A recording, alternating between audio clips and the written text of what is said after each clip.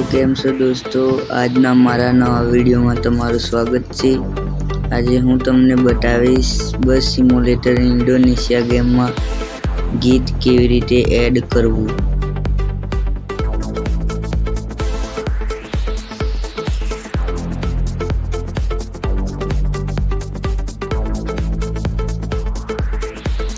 ગીત એડ કરવા માટે તમારે પહેલા ગેરેજમાં જવાનું છે।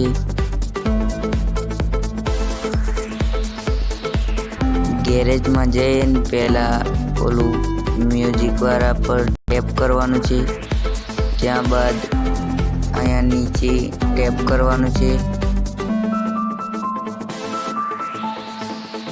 ત્યારબાદ ડિવાઇસ ગેલેરીમાં જવાનું છે।